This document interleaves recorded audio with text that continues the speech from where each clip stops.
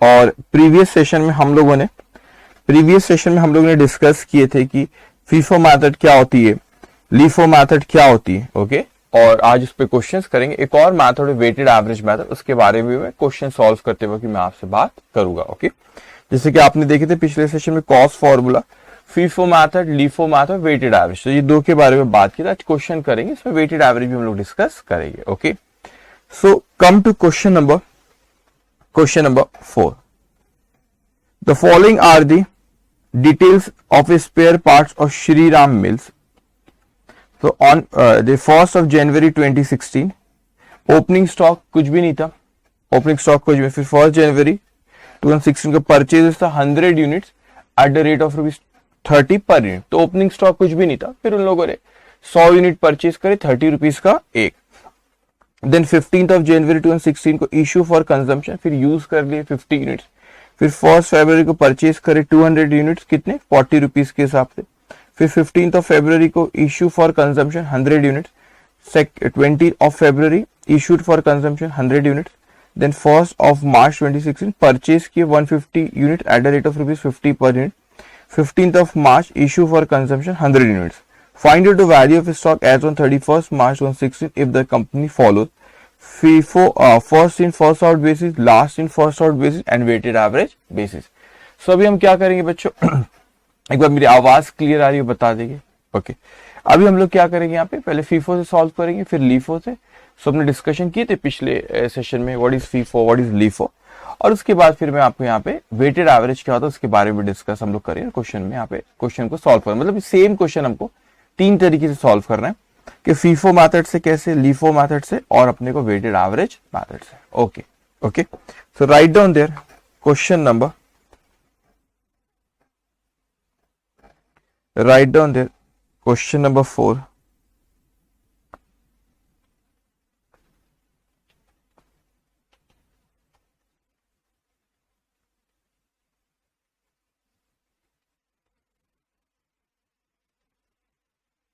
Day 60.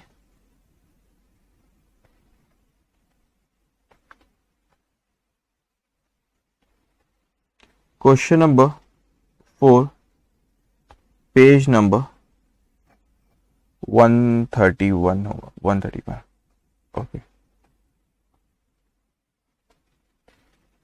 131।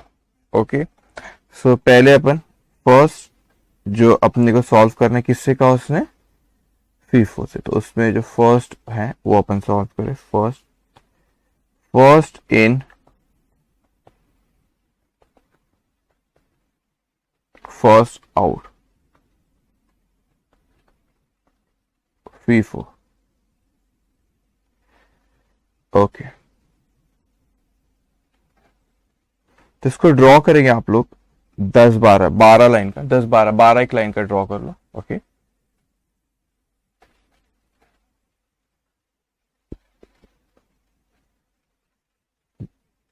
जैसे मैं कर रहा हूं वैसे पहले आप देख लो, बल्कि कैसे ड्रॉ कर रहा हूं मैं।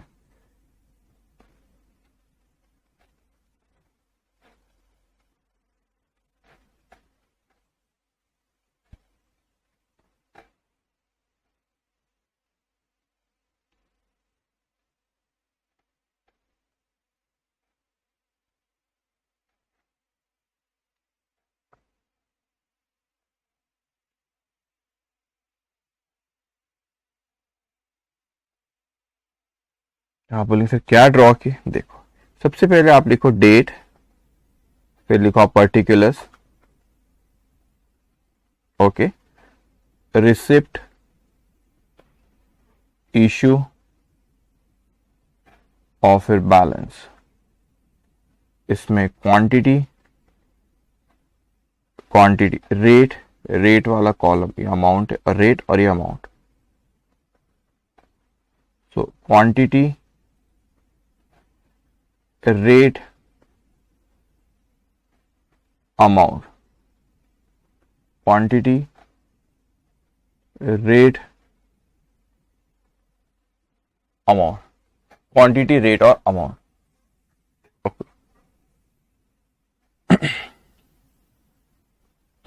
इतना ड्रॉ किया आपने, 12 अराउंड 12 लाइन, हो सकता है और लग जाए तो ऐड कर लेना। 12-13 लाइन का उसको ड्रॉ करो। ओके,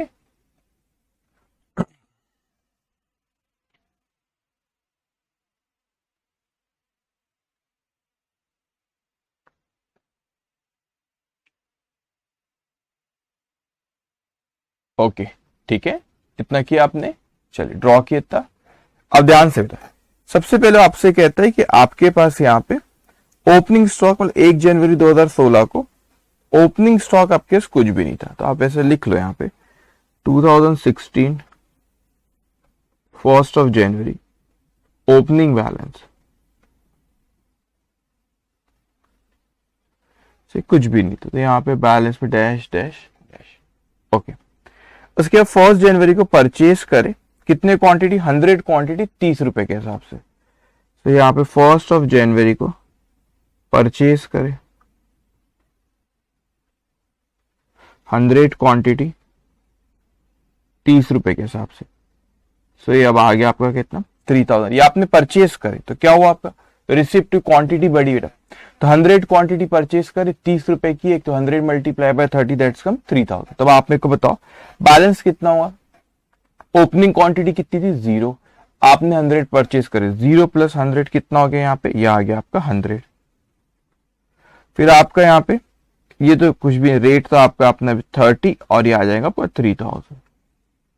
ओके, क्योंकि ओपनिंग कुछ था नहीं ना, तो जो परचेज करे वही बैलेंस में आ गया। अभी आप आगे देखोगे, अगर फिर अभी इश्यू होगा कुछ होगा तो वैल्यू फिर चेंज होंगी, अब आप देखोगे आगे, क्योंकि यहाँ पर तो अभी ओपनिंग कुछ भी नहीं था और आपने परचेज करे, तो जो परचेज करे वही बैलेंस में आएगा। ओके, उसके बाद यहाँ पे फिर 15 जनवरी को आपने इश्यू करे कितने, 50 यूनिट्स, आप यहाँ पे लिखोगे 15 जनवरी को इश्यू करे।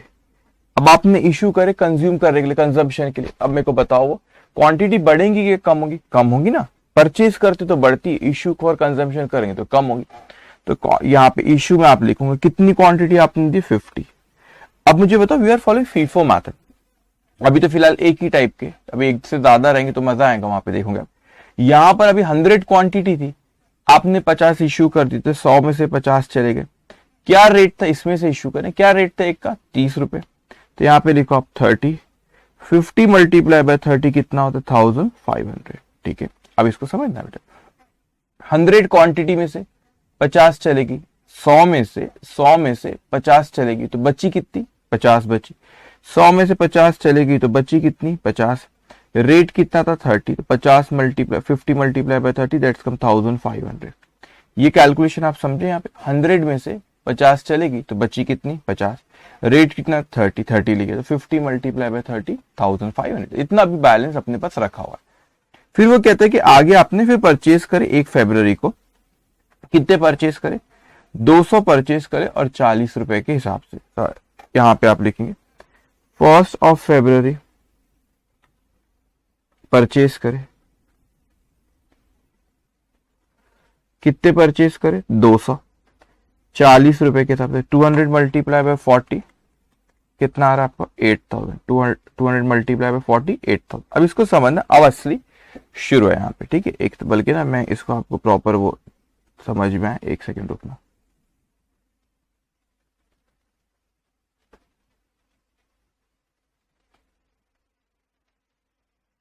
इसको अच्छे से समझना आपने, क्या हो रहा कि मेरे पास यहाँ पे पहले से रखे हुए ना बेटा, ये अभी परचेज किया, अभी इशू नहीं किया मैंने इसमें, 1 फरवरी को पहले से बैलेंस है। तो मेरे पास इस तारीख को 1 फरवरी को कितना मेरे पास है, तो मैं कह लूंगा पहले कि ये 50, 30 और 1500 ये इतना रखा हुआ है, इतने का। फिर मैंने परचेज किया तो बैलेंस कितना हो गया, वो पहले का तो है, साथ में ये 200 खरीदा 40 रुपीज के हिसाब से, ये कितना 8000। सो अभी हमारे पास बैलेंस में इतना रखा हुआ है, बैलेंस में इतना रखा हुआ है। ओके, अब जब इशू होगा तो we are following FIFO method, first in first out. Issue होगा तो we are following which method, FIFO, first in first out. तो पहले जो ये जो रखा है पहले वाला, उसमें से जाएगा और फिर इसमें से जाएगा, फिर FIFO method, first in first out. तो यहाँ पे देखो 15 फरवरी को इशू करे, कितने इशू करे, 100 यूनिट। तो यहाँ पे 15 फरवरी को आपने इशू करे, कितने इशू करे, 100 इशू करे, 100 इशू करे। अब इसको समझना, पहले एक रुको, 100 मत लिखो बल्कि एक में रुको। अब आपने 100 इशू करे तो we are following FIFO method. What is FIFO? First in first out. तो जो पहले आया पहले जाएगा। तो ये 200 में से 100 अपन गए कि 50 नहीं, ये पहले ये जाएगा। तो 100 अपन इशू कर रहे तो पहले के अपने से 50 रखे, इसमें से 50 चले जाएंगे पूरे के पूरे। अपने को 100 इशू करना तो बचे हुए 50 फिर 200 में से जाएंगे, 200 में से जाएंगे। तो आपके पास जो 50 है ये इसमें से पहले जाएंगे, फिर बचे हुए 200 में से 50 जाएंगे। सो ये 50 यहाँ पे ये इशू, ये 50 ये जो थे आपके इसमें से 50 गए, 30 रुपए का रेट था, 30 तो 50 मल्टीप्लाई बाय 30,500 और बचे हुए 50 फिर किस में से जाएंगे? 200 में से। तो बचे 50 वो 200 में से गए। रेट क्या था? 40, तो यहां पर ये था 40। तो 50 माइनस 40 से कितना हो गया? 2000। अब आप मेरे को बताओ बैलेंस कितना बचा? बैलेंस कितना बचा? बैलेंस यहाँ पे अगर आप देखोगे तो यहाँ पर ये जो थे आपके 50 में, यहाँ पे देखो स्क्रीन पे ध्यान से देखो, ये 50 में से 50 चले गए तो ये तो जीरो, ये तो बचे ही नहीं, खत्म हो गए। अब ये 200 में से 50 गए तो 200 में से 50 गए तो बचा कितना? 150। तो मैं यहाँ पे लिखूंगा 150। रेट कितना उसका? 40 मल्टीप्लाई बाय ये 40। सो 150 मल्टीप्लाई बाय 40 6000 इट विल कम। तो अभी बैलेंस में ये अपने पास 150 ये वाले रखे। 100 में गए तो ये 50 इसमें से गए और ये 200 में से 50 गए तो ये 200 में से 150 रखे हुए। फिर उसके बाद वो कहता है अपने से 20 फरवरी को फिर इशू करे 100। तो यहाँ पे आप लिखेंगे 20 फरवरी फिर से इशू करेंगे। कितने इशू करेंगे? इशू करेंगे 100। तो ये 100 जो इशू करेंगे किस में से इशू गए? इशू कर ये 150 में से, ये 150 में से 100 इशू करेगा। ये जो 150 है ना इसमें से 100 इशू गए। तो 150 में से 100 गए तो ये 100 इशू करे, 40 रेट है तो ये आ गया आपका 4000। अब आप मेरे को बताइए 150 में से 100 चले गए, 150 में 100 गए तो बचे कितने? बचे हमारे पास 50। ये रहे 50। रेट कितना? 40। तो 50 मल्टीप्लाई बाय 40 ये आएगा आपका 2000। तो इस तरीके से अपने को कैलकुलेट करना होता है। ओके, इसको स्टोर कार्ड कहते हैं। स्टोर में कार्ड मेंटेन करते कितना आया कितना गया। If you want you can write it down here, जैसे यहाँ पे ये स्टोर कार्ड कहते हैं इसे, ठीक है। ओके, उसके बाद यहाँ पे 1 मार्च को फिर आपने परचेज की 150 यूनिट 50 रुपए के हिसाब से। सो 1 मार्च को परचेज करेगा। अब 1 मार्च को परचेज करे तो परचेज कितने करे आपने? 150। तो परचेज यहाँ पर आपने परचेज में लिखे आपने 150 यहाँ पे लिखे और उसके बाद 50 रुपीज का रेट, ये 50 रुपीज का रेट। तो 150 मल्टीप्लाई बाय 50 ये आ गया आपका 7500। ठीक। अब मेरे को पता बैलेंस कितना बचा। अपने पहले का बैलेंस ये रखा हुआ 50 यूनिट्स वाला और आपने 150 ये खरीदे। तो ये पहले का ये 40 रुपीज का रेट, ये 2000 आया। फिर आपने अभी परचेज कर, ये भी बैलेंस रखा हुआ हमारे पास 150 के हिसाब से और ये 7500।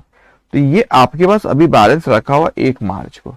तो पहले का जो था आपका 50 वो और आपने 150 खरीदे भी वो। ओके, अब आप ना कंटिन्यूशन में लिखना। अभी यहाँ पे जगह नहीं तो मैं नेक्स्ट पेज में लिख रहा हूँ इसको।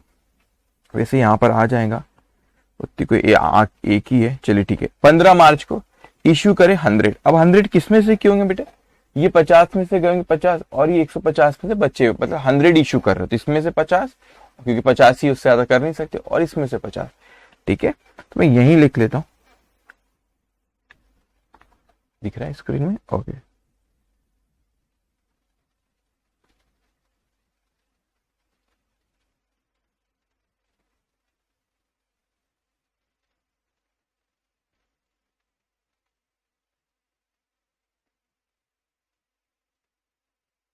ओके, सो यहाँ पे लिखेंगे 15 मार्च को आपने इशू करे। दिख रहा है स्क्रीन पे? ये 15 इशू करे। कितने इशू करे आपने?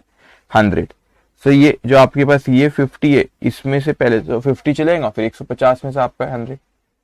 ओके, 15 से करेक्ट।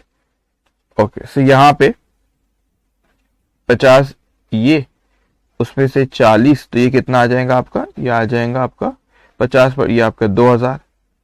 बचे 50, उस 50 उसका रेट था 50, तो 50 मल्टीप्लाई 50 2500। तो 150 में से 50 चले, ये 150 में से 50 चले गए, ये 50 में से 50 चले गए तो 0 हो गया। 150 में से 50 गया तो कितने बचे 100, 50 रुपए का रेट है उसका, तो ये कितना गया बैलेंस 5। इसका मतलब आज अगर अपन देखें तो अपने पास बैलेंस कितना रखा हुआ है, ये 5,000 रुपए का स्टॉक रखा हुआ है एज पर फीफो में आता है। ओके, एज पर फीफो में आता है। Okay, correct. Okay, done. समझ में आई चीज आपको? ओके, इतना आप लिख लेंगे, ठीक है। ओके, अब इसमें एक सेंटेंस लिख लें आप, नीचे आप इसके लिखेंगे value of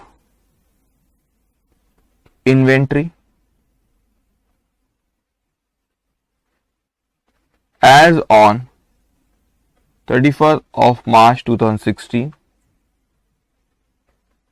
by FIFO basis for 100 units at the rate of rupees 50 per unit। कितना है? ओके, इज रुपीज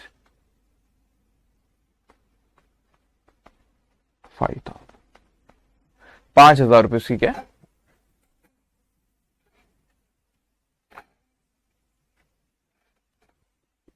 नहीं। ओके, अब अपने को सेम क्वेश्चन 3 बार करना है, एक बार हुआ भैया। अब अपने को किससे करना है बेटा? अब अपने को करना है लीफो मैथड। तो आप यहां पे लिखो सेकंड जो उन्होंने पूछे लीफो मैथड।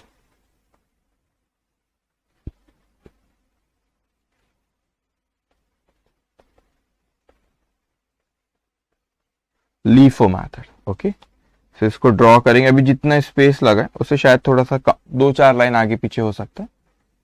ड्रॉ करेंगे।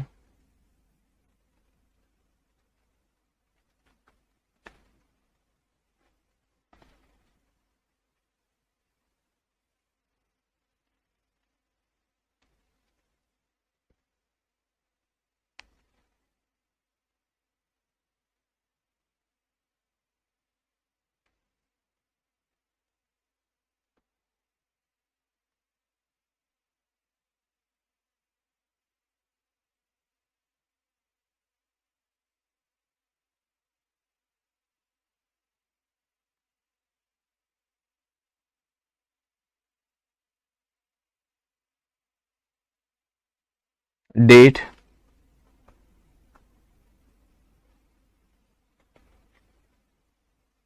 particulars, receipt, issue, balance। okay, so quantity,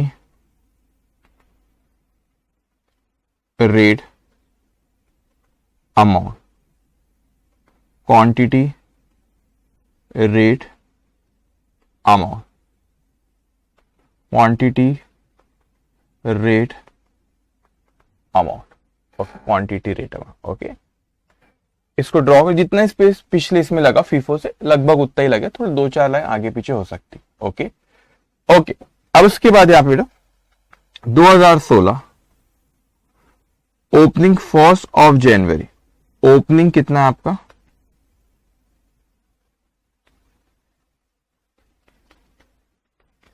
opening balance की अगर अपन यहां पे बात करें, ठीक है, ओपनिंग बैलेंस देखो तो कुछ भी नहीं था। ठीक है, उसके बाद फिर क्वेश्चन में उसने कहा फिर से सॉल्व करना अपने को यही क्वेश्चन।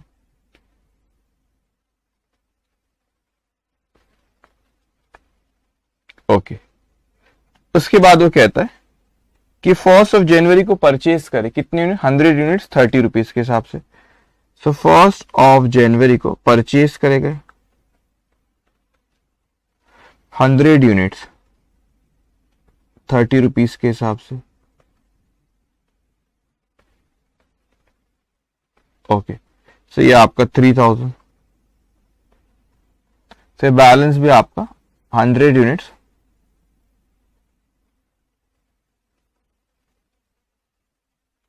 ओके 100 यूनिट्स 30 के हिसाब से, और ये आपका आ गया 3000। ओके, उसके बाद फिर यहाँ पे इशू हुआ 15 जनवरी को 50 units. So 15th of January को इशू करेगा कितने? 50 यूनिट्स। तो अभी तो एक ही क्वांटिटी में 30 वाले रखे, 30 रुपए वाले जो रखे हो, सो 100 में से 50 गए, ठीक है, मगर रेट क्या था 30, तो ये आ गया आपका 1500। तो बैलेंस कितना होगा, 100 में से 50 गए तो 50 बचे हुए बैलेंस 30 रुपीज का रेट और ये 1500। उसके बाद फिर आपसे कहता है 1st ऑफ फरवरी को आपने परचेज करे, कितने परचेज करे, 200 यूनिट्स 40 रुपीज के हिसाब से। तो यहां पे 1st ऑफ फरवरी को आपने परचेज करे, कितने यूनिट्स, 200 यूनिट्स, क्या रेट के हिसाब से, 40 के हिसाब से। 200 मल्टीप्लाई बाय 40 ये आता है आपका 8000। अब सब अच्छे से, तो आपके पहले 50 ये रखे हुए, पहले वाले ये रखे 50 और आपने 200 खरीदे, सो 50 वाले जो रखे 30 रुपीज के हिसाब से 1500, फिर ये 200 आपने परचेज करे 40 रुपीज के हिसाब से, ये 8000, ये आपके पास अभी बैलेंस रखा हुआ है। अब वो नेक्स्ट कहता है कि 15th ऑफ फरवरी को आपने इशू करे, कितने इशू करे, 100 units. So 15th of February को आपने इशू करे। अब अच्छे समझ के, गड़बड़ नहीं कर रहा था आप, यहाँ पे फीफो मेथड नहीं कर रहे हो, फर्स्ट इन फर्स्ट आउट नहीं, LIFO method, last in first out. तो ये पिछले वाले जो अपन ने पिछले फीफो से किए थे बेटा, तो 100 यूनिट्स अपन बोलते 50 इसमें से गए और बचे हुए 50 ये 200 में से 50 गए, ऐसा बोले थे अपन फीफो। तो लास्ट इन फर्स्ट जो बाद में आप पहले जाएगा, मतलब अब जो ये 100 गए ये 50 में से नहीं, ये जो 200 रखे हुए ना इसमें से 100 गए, लास्ट इन फर्स्ट आउट, तो ये आखिरी में आया तो पहले ये जाएगा। इसीलिए यहाँ पे ये जो 100 यूनिट्स मैं लिख रहा हूं, ये किस में से, ये 200 में से गए, क्या रेट है इसका 40, सो 100 मल्टीप्लाई बाय 40 ये आ जाएगा आपका 4000। इसका मतलब जो पहले के रखे हुए थे 50 वो वैसे के वैसे ही रखे 50, 30 रुपीज का प्राइस 1500, और ये 200 में से 100 चले गए तो बचा कितना 100, क्या प्राइस 40, तो ये आ गया आपका, क्या अमाउंट आ गया, ये आपका आ गया 2000। ओके, तो इतनी चीज समझ में आई आपको। ओके, तो ये है आपका लीफो मेथड, इसको क्या रखा, फीफो रहता तो मैं क्या बोलता, जैसे अपने पिछले इसमें किए थे, फीफो रहता तो बोलता ये फर्स्ट इन फर्स्ट, ये 50 में से 50 पूरे चले गए, बचे हुए 50 यहां से गए। अब लीफो लास्ट इन फर्स्ट, तो पूरे के पूरे किस में से गए, ये दो से, जो लास्ट है पहले जाएगा, तो आखिरी में तो पहले जाएगा। यहां पे अब नेक्स्ट फिर आगे कहता है कि 20th ऑफ फरवरी को फिर इश्यू करे 100 यूनिट्स। तो 20th ऑफ फरवरी, एक सेकेंड है यहाँ पे करेक्शन करना, ये it should not be 8000, yes thank you. Issue 100 multiply by 40 ये आएगा आपको 4000 ना, 4000, थैंक्स। अब यहां पे लिखो आप इशू, कितने इशू करे भी आपने, यहाँ पे फिर से इशू करे आपने कितने, 100 यूनिट्स। अब 100 यूनिट्स आपने इशू करे तो किस में से जाएगा, लीफो मेथड है तो 100 में से गए, तो 100 में से चले गए 40 के हिसाब से 4000, तो वो पूरे ये 100 में से, ये 100 में से पूरे 100 चले गए, तो बैलेंस उसमें तो कुछ भी नहीं बचा, लेकिन 50 वाले रखे हुए, तो 50 30 के हिसाब से 1500। ओके, अब आप यहाँ पे 20th ऑफ फरवरी की बात होगी, ठीक है। अब उसके बाद बेटा यहाँ पे 1st ऑफ जनवरी को आपने परचेज करे 150 यूनिट्स 50 रुपीज के हिसाब से। सो 1st ऑफ जनवरी नहीं, सर 1st ऑफ मार्च है, परचेज किए, कितने परचेज किया आपने, 150 यूनिट, सो 150 क्या रेट से, 50 रुपीज के हिसाब से, तो 150 मल्टीप्लाई बाय 50 7500। तो आपके पास ये 50 वाले रखा है और ये 150 आपने खरीदे, तो ये 50 वाले रखे हुए और ये 150 आपने खरीदे, 7500। ओके, उसके बाद यहां पे आपने फिर 15th ऑफ मार्च को फिर इश्यू करे 100 यूनिट्स। तो 15th ऑफ मार्च को आपने फिर इश्यू करे, कितने इश्यू करे, 100 यूनिट्स। अब किस में से जाएंगे 100 यूनिट्स, आपका किस में से जाएगा, आपका जाएगा, आपका ये आपने 100 यूनिट्स फीफो, अपन कौन सी मेथड फॉलो करें, लास्ट इन फर्स्ट आउट। सो कौन सा आया अभी आपका यहाँ पे एक आपका 50 के हिसाब से रखा हुआ है, ओके, ये 50, ये आपका 50, ये आपने, आवाज आ रही, ओके ठीक है, आ रही है, ठीक है। अभी 100 यूनिट्स गेट है, 100 यूनिट्स किस में से जाएगा, ये ना LIFO मैथड, तो 50 में से जाएगा 150 में, लास्ट इन फर्स्ट आउट, क्या रेट है 50, so multiply by 50 it will कम 5000। सो यहाँ पे जो ये जो 50 है, ये 50 वैसा का वैसे ही रखा बैलेंस में, तो ये 50 30 के हिसाब से 1500, और ये 150 में से, ये 150 में से 100 चले गया, 150 में से 100 चले गया, ये कितने बचे 50, तो ये 50, ये आ गया आपका 2500। सो बैलेंस यहाँ पे, ठीक है, वो दो आइटम है तो उसको ऐड कर देंगे आप।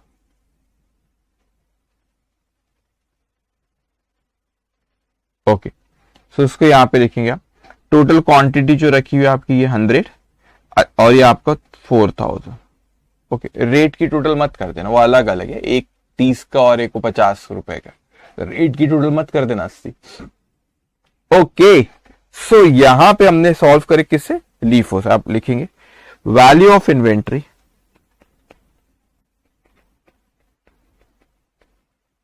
Value of inventory as on 31st of March 2016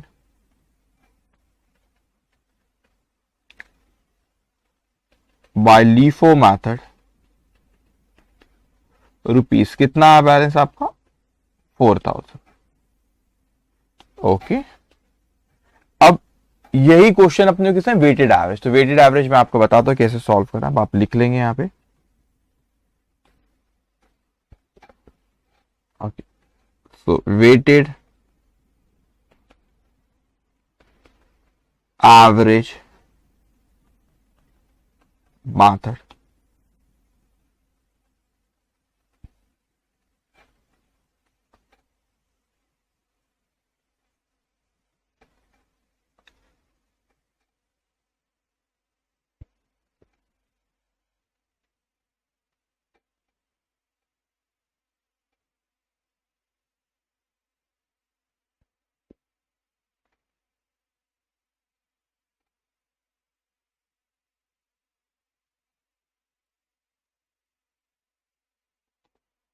date, particulars, receipt, quantity, rate, amount, receipt, then issue, quantity, rate, amount, balance, quantity, rate, amount. Okay, इसको ड्रॉ करेंगे, जितना स्पेस लगा पहले लगभग थोड़ा सा कम लगेगा इसमें शायद, लेकिन ठीक है आप ड्रॉ करो इसको पहले।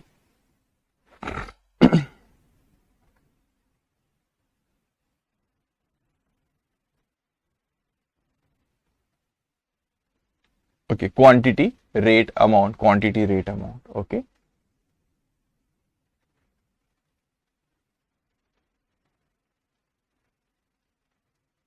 लिखिए आपने इतना। चलिए अब देखो, सबसे पहले यहां पे ओपनिंग, फिर से अपने को इसी को सॉल्व कर रहा है।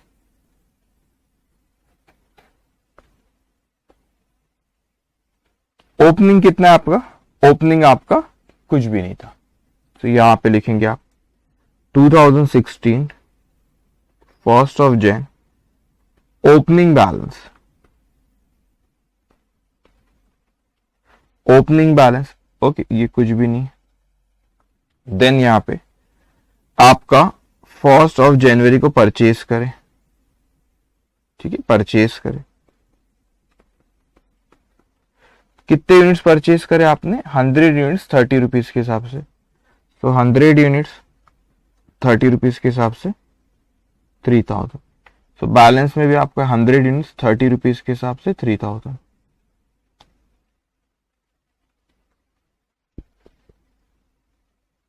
ओके, उसके बाद फिर यहाँ पे 15th of January को इशू करे, कितने यूनिट्स इशू करे, 50 यूनिट्स इशू करे। सो यहाँ पे 15th of January इशू करे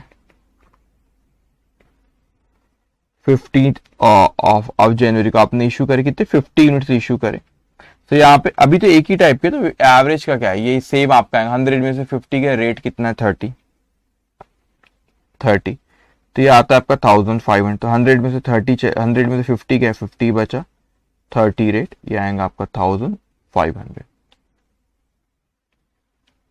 उसके बाद फिर यहाँ पे उन्होंने फिर परचेज करे बेटा 200 यूनिट्स 40 रुपए के साथ। अब इंटरेस्टिंग है, अब आप लिखो 1 फरवरी को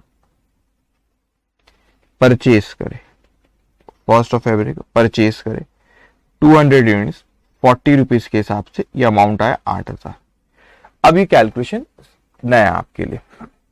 अब कैसा होता है कि इसमें आपको कभी भी यहाँ पे ऐसे दो अलग अलग क्वांटिटीज नहीं बताना है कि लीफो फीफो में जैसे आपको दिखती थी ना, आप यहाँ पे जैसे 2 दिख रही है, यहाँ पे 2 दिख रही है, यहाँ पे आपको एवरेज निकालना है। तो एवरेज में हमेशा ख्याल रखना है, जब आप एवरेज निकालोगे, जो मैं लिख रहा हूँ बड़ी इंपॉर्टेंट चीज लिख रहा हूँ, हमेशा आपकी समझ के लिए लिख रहा हूँ, जो अभी मैं लिख रहा हूँ, हमेशा पहले क्वांटिटी लिखना रहेगा, उसके बाद आपको अमाउंट लिखना रहेगा, और उसके बाद आपको रेट लिखना रहेगा थर्ड नंबर पे।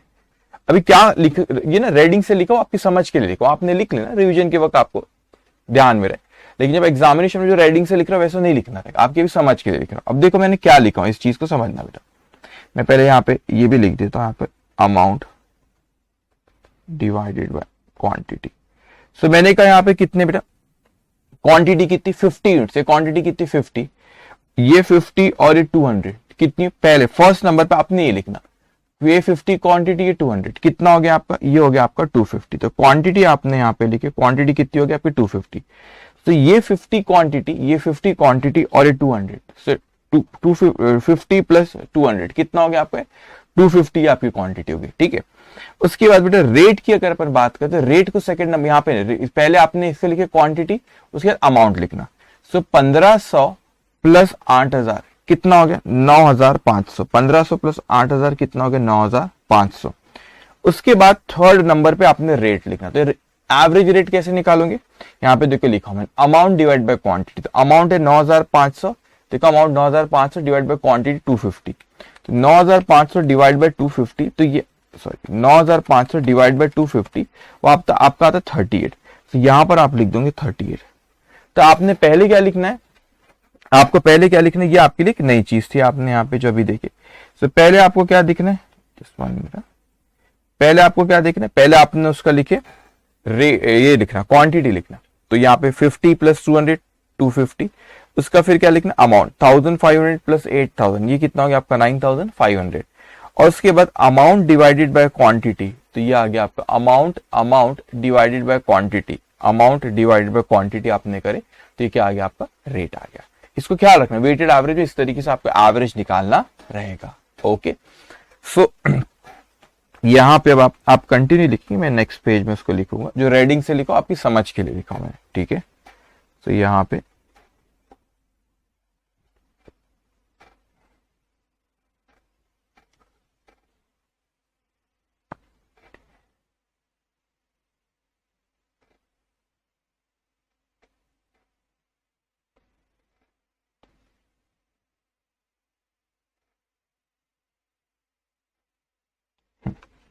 अब आप लिखेंगे आगे, फिर उसने यहाँ पे फिर इशू किया कितने 100 यूनिट्स 15 फरवरी को। तो मैंने यहाँ कौन सी डेट लिया 1 फरवरी, ठीक है 15 फरवरी। तो यहाँ पे 15 फरवरी को इशू करे, just 1 minute, quantity rate amount, quantity rate amount, ठीक है। वो आप क्या है, कंफ्यूज तो नहीं होंगे आप लोग कि लिख दूं मैं यहाँ पे, एक मिनट रुको, आप लोग रुकना, मैं लिख लेता हूं।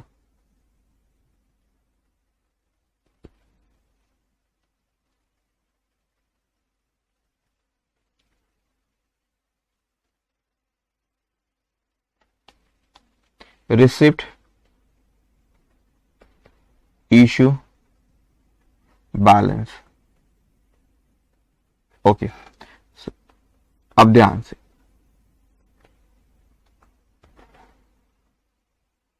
तो यहां पर आप देखोगे बेटे, आपने फिर यहाँ पे इशू करे कितने 100 यूनिट्स, तो आप लिखेंगे यहाँ पे 15 फरवरी को इशू करे कितने यूनिट्स इशू करे 100। अब यहाँ तो एवरेज रेट निकालते तो कोई फर्स्ट इन लास्ट आउट ये लास्ट इन फर्स्ट आउट ऐसा कुछ है ही नहीं अपना। एवरेज रेट है 250 में से 100 गए, रेट कितना है 38। तो ये बड़ा सिंपल होता है।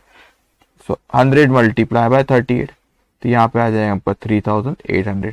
सो 250 में से 100 चले गए, कितना बचा 150, 38 का रेट।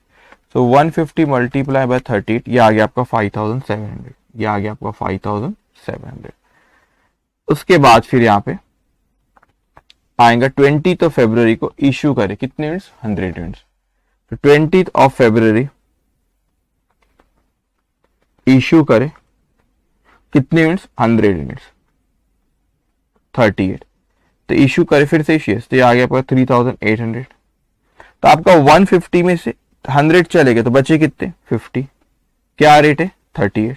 तो 50 मल्टीप्लाई बाय 38 वो आ रहा है आपका 1900। ओके, उसके बाद फिर आगे फिर वहां पे आपने परचेस करे 150 यूनिट्स 50 रुपीज के हिसाब से, ठीक है।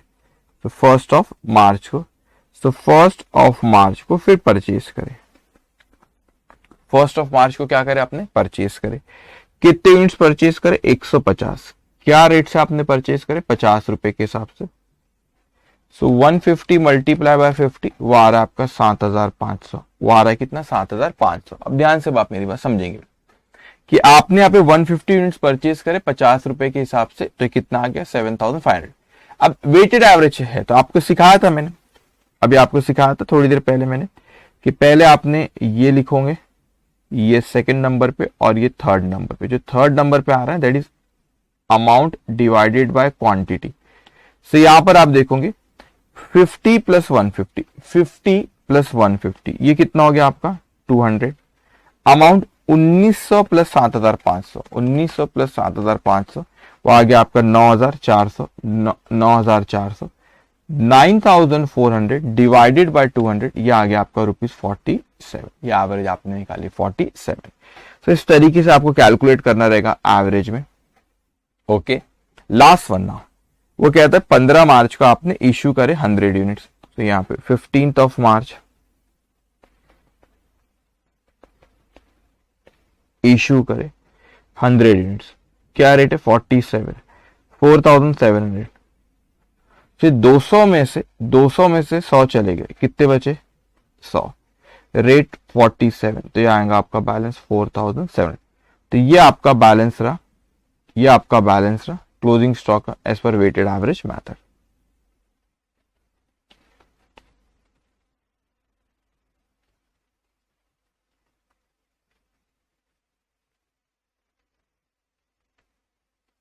ओके, सब यहां पे आप लिख लेना। Value of inventory, value of inventory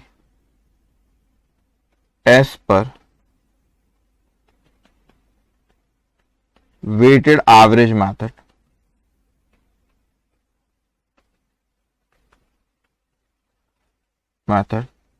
rupees 4700। Okay, so लिखिए आपने, इतना सिंपल था। अब नेक्स्ट क्वेश्चन जो है वो भी ऐसा ही है, उसको भी हम सॉल्व कर लेते। ओके, एनी डाउट, अगर कोई डाउट रहा तो पोस्ट करेंगे आप लोग। नाउ नेक्स्ट क्वेश्चन, ये आप लोगों ने यहाँ पे फीफो, लीफो और वेटेड एवरेज से कर ली। अब क्वेश्चन नंबर 5 कहता है a manufacturer has the following record of purchase of a condenser which he uses while manufacturing radio sets. तो रेडियो सेट जब बनाता है तो उसने यहाँ पर बताया कौन कौन सा कंडेंसर खरीदता है, बेचता है। तो यहाँ पे रेडियो, यहाँ पर देखो उसने लिखा हुआ है यहाँ पे। अब यहाँ पे परचेज किया उसने 4th ऑफ दिसंबर को, फिर 10th ऑफ दिसंबर, फिर 11 दिसंबर, फिर 19 दिसंबर और फिर 28 दिसंबर। तो थोड़ा ध्यान रखना, ये इशू वेयर मेड। अब वो बनाने के लिए कंडेंसर को इशू करेगा। अब देखो यहाँ पे ये 4 के बाद ना यहाँ पे डेट क्या है 5 ये लेना पड़ेगा, फिर ये 10 के बाद 10, फिर ये 11, फिर अपने को 12 लेना पड़ेगा, फिर उसके बाद 19, 28 और फिर 29। तो डेट्स का थोड़ा ध्यान। अभी क्या होता है पिछले क्वेश्चन में सीक्वेंस में दे दिया था उसने, अब यहाँ परचेज अलग दिया, इश्यू अलग दिया। तो डेट्स का थोड़ा ध्यान रखना। उसने कहा value the closing stock under different method. अब डिफरेंट मेथड मतलब क्या, यहाँ पे नाम नहीं बोलता, हम लोग को यहाँ पे इसको सॉल्व करना है। फीफो, लीफो और वेटेड। आप एग्जाम में मत घबराना, वहां पे स्पेसिफिकली बोल देगा कि फीफो से करो, लीफो से करो, वेटेड एवरेज। तो मैंने ऑब्जर्व किया जो क्वेश्चन नंबर 1 आप लोगों का रहता है एग्जामिनेशन में, उसमें 12 नंबर के ट्रू और फॉल्स रहते, 4 नंबर की थ्योरी आती है और 4 नंबर का कोई क्वेश्चन आता है एक छोटा सा। तो वो छोटा सा जो क्वेश्चन आता है इस तरह के ऐसा कोई क्वेश्चन आ सके, डोंट वरी कि पूरा नहीं देगा वो आपको, पूरी मेथड से एक मेथड बोलेंगे फीफो से करो, लीफो से करो या वेटेड एवरेज से करो। ओके, सो कम टू ये क्वेश्चन नंबर 5 तो अपने को, तब आप वहां पे लिखेंगे question number 5 page number 132।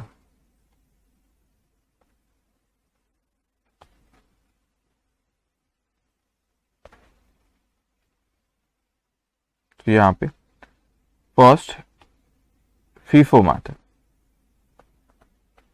First in first out.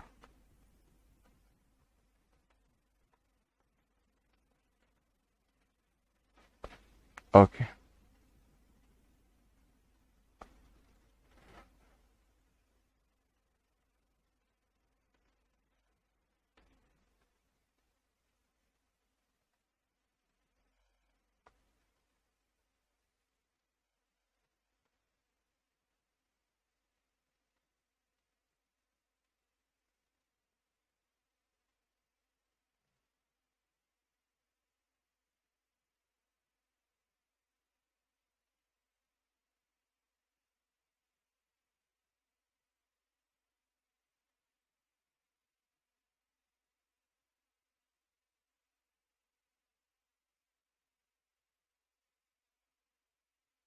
Draw करें इसको 12-15 लाइन का।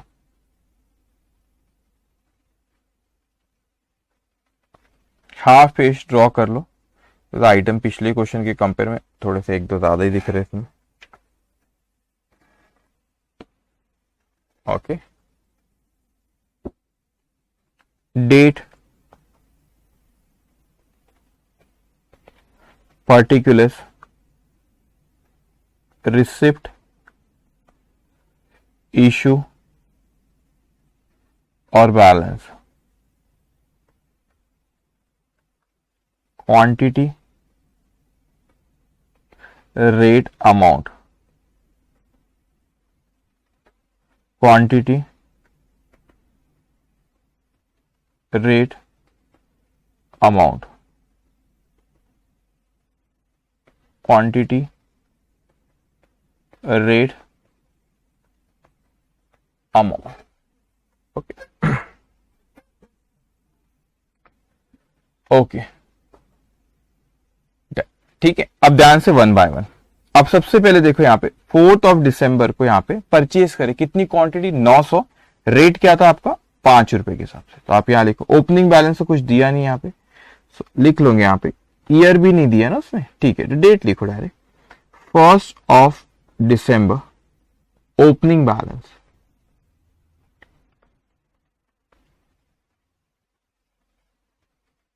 Okay, opening balance.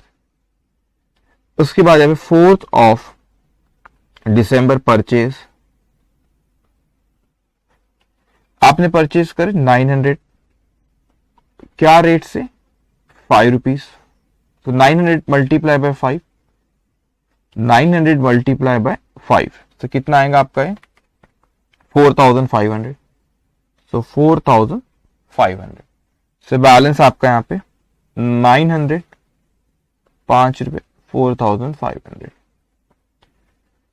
उसके बाद यहां पे फिर आपने याद रख, डेट्स को ध्यान रखना, 10 दिसंबर में मत चले यार, आपने 5 दिसंबर को उसको इश्यू करे, ठीक है, कितनी क्वांटिटी, 600।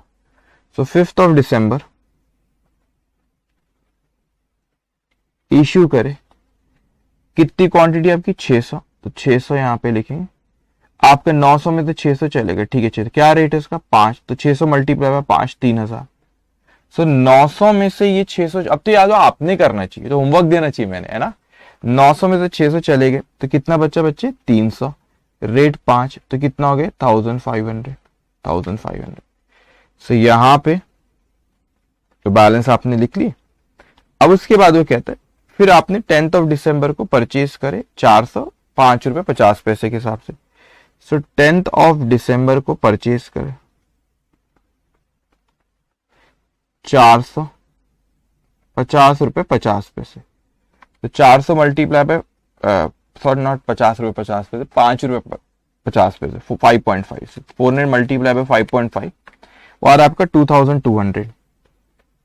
अब देखो अपन कर रहे कौन सी फीफो मेथड है, ठीक है। तो पहले की क्वांटिटी आपकी रखी हुई है 300, 5 रुपीज रेट था 1500। अभी आपने फिर 400 पर एवरेज मत निकालो, एवरेज मेथड में निकाला। फिर आपने अभी 400 खरीदे 5.5 के हिसाब से 2200।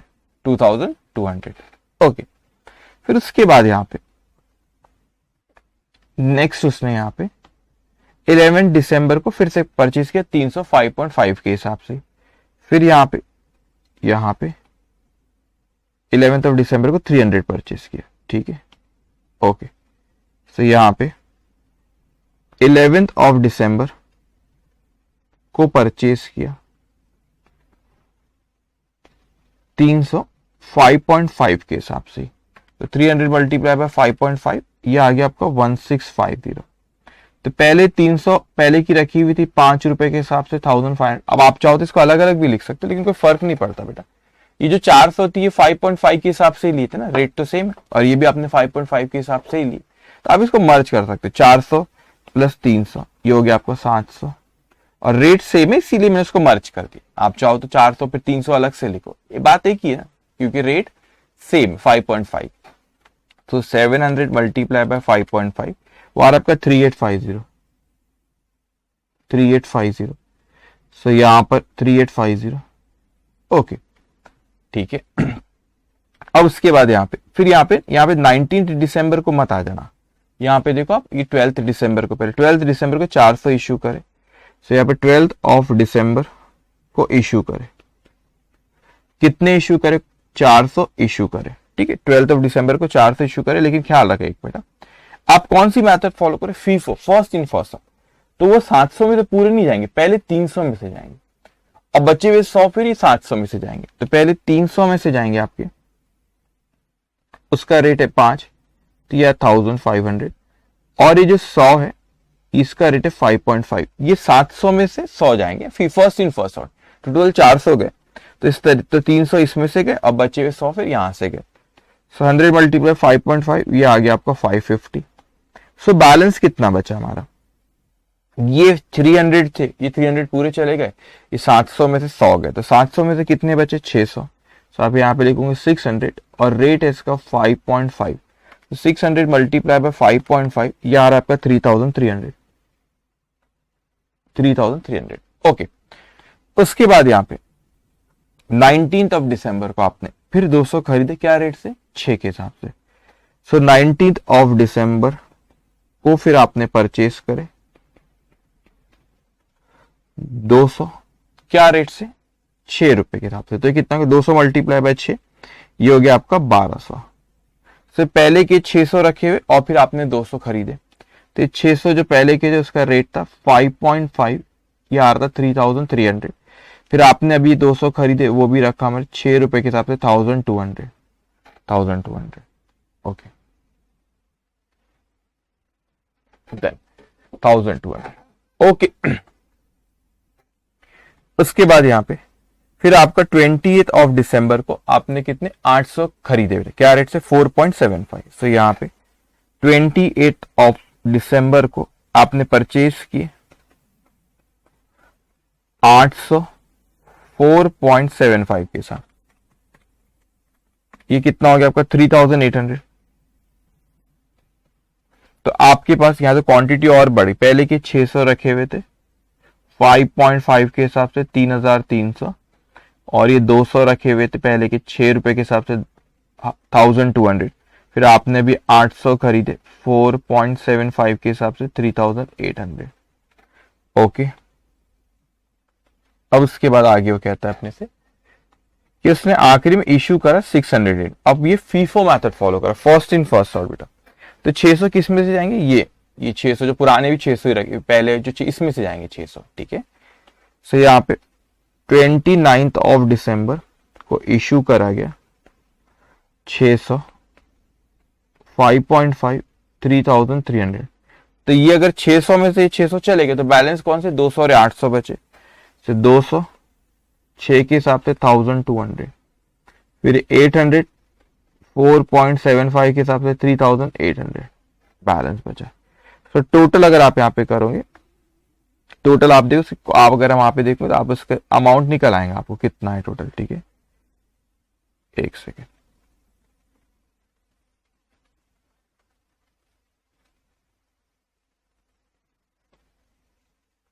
ओके, तो यहां पर इसकी क्वांटिटी टोटल रखी हुई है 1000 और वो स्टॉक में रखा हुआ है 5000 रुपए है, ₹5000 आ रहा है। ठीक है, ओके। रेट मत कर देना, अलग अलग रेट है बेटे। ठीक है, एवरेज मेथड में एवरेज निकाल देगा। इतना लिखे आपने, ओके, सिंपल है, कुछ भी नहीं है इसमें।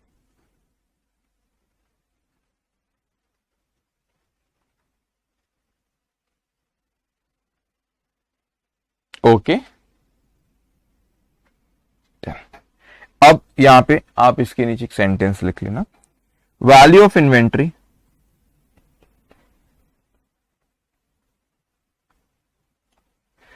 As per FIFO method ₹5000। अब यही क्वेश्चन अब लीफो मैथड से फिर से करना है। Last in first out,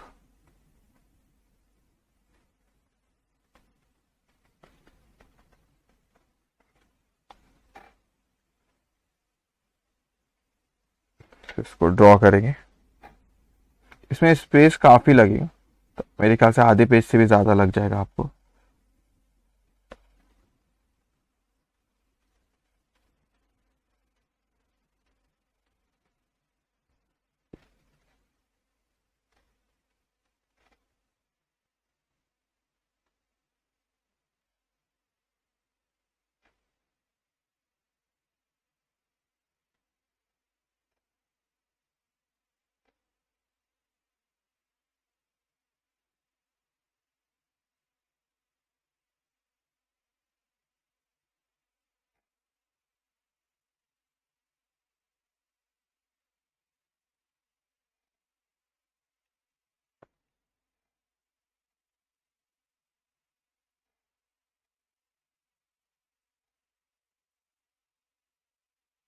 okay, so यहां पे लिखेंगे डेट पर्टिकुलर्स, यहाँ पे रिसिप्ट इशू बैलेंस, तो क्वांटिटी रेट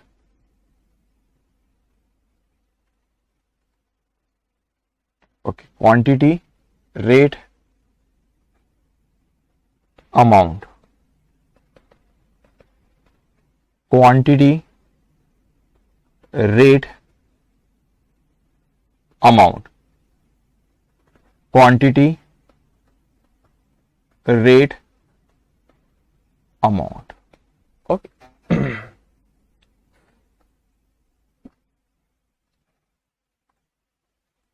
ओके, तो आप यहां पे लिखेंगे 1 बाय 1। सबसे पहले 1 दिसंबर को, ओके, लीफो से सेम क्वेश्चन सॉल्व करें। 1 दिसंबर को 900 यूनिट्स आपने, सॉरी 4 दिसंबर को 900 यूनिट्स परचेज कर ₹5, लेकिन ओपनिंग बैलेंस कुछ नहीं था। पहले इसको लिख लो, ओपनिंग बैलेंस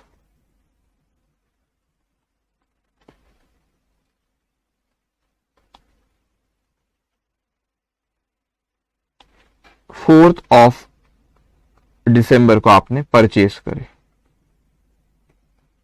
4 दिसंबर को आपने परचेज करे, कितने परचेज करे आपने? 900 यूनिट्स ₹5 के हिसाब से। तो 900 ₹5 के 4000, यहाँ आ गए 500। कितना आ गया बेटा? 4500। ओके, उसके बाद यहाँ पे बैलेंस आपका ही 900 ₹5 के हिसाब से 4500। फिर आगे कहता है कि यहाँ पे 5 दिसंबर को इश्यू करे, कितने? 600। सो 5 दिसंबर को इश्यू करे 600। तो 900 में से 600 चले गए, क्या रेट है 5 रुपए, ये आ गया 3000। तो 900 में से 600 गए, बचे कितने 300, रेट 5 रुपए, ये आ जाएगा आपका 1500। फिर वो कहता है उसने परचेज किया 10th ऑफ दिसंबर को कितने 400 क्वांटिटी 5.5 के हिसाब से। तो यहाँ पे 10th ऑफ दिसंबर को परचेज करे 400 क्वांटिटी 5.5 के हिसाब से 2200। ओके 2200। सो आपने यहाँ पे लीफो में आता है, लेकिन बैलेंस कितना मैंने ये पुराना अपना 300 ये रखा हुआ है 5 रुपए के हिसाब से 1500। फिर अभी 400 खरीदे 5.5 के हिसाब से 2200। उसके बाद वो कहता है हमसे कि फिर यहाँ पे 11th ऑफ दिसंबर को फिर परचेज करे 300 क्वांटिटी 5.5 के हिसाब से। तो यहाँ पे 11th ऑफ दिसंबर फिर परचेज करे 300 5.5 के हिसाब से। 300 मल्टीप्लाई बाय 5.5, ये आ गया आपका 1650। अब ध्यान से बेटा, यहाँ पे जो आपने 300 परचेज करे 5.5 के हिसाब से, ठीक है 300 परचेज करे 5.5। अब ये पुरानी भी 400 ना 5.5, तो मैं मर्ज कर दे रहा हूं, उसको अलग भी लिख सकते हैं, ठीक है रेट सेम है। तो पहले 300 रखे हुए हमारे पास पुराने,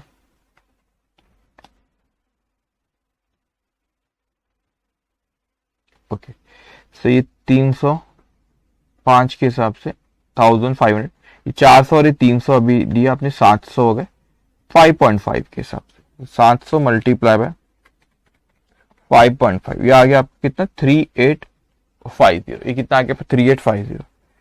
उसके बाद यहाँ पे 3850, उसके बाद यहाँ पे फिर उसने 12 दिसंबर को इशू किया कितने 400। तो 12th ऑफ दिसंबर को इशू करेगा 400। अब अपन कौन सी मेथड फॉलो करें, LIFO, last in first out. तो 300 में से नहीं जाएंगे, जो 400 जा रहे हैं किस में से जा रहे हैं, ये 400 700 में से ही जाएंगे, लास्ट इन या लास्ट है ना, ये पहले जाएंगे बेटा। तो अब यहाँ पे लिखोगे 400 5.5, तो ये आ गया आपका 2200। तो ये जो 300 थे पुराने वो वैसे के वैसे ही रखे हुए 305 के हिसाब से 1500, और इस 700 में से ये 400 चले गए, तो बचे कितने 300 5.5 के हिसाब से। तो 300 मल्टीप्लाई बाय 5.5, ये आ गया आपका 1650। Okay okay.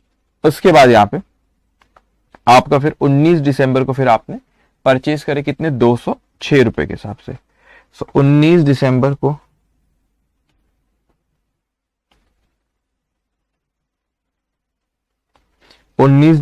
को फिर आपने परचेज करे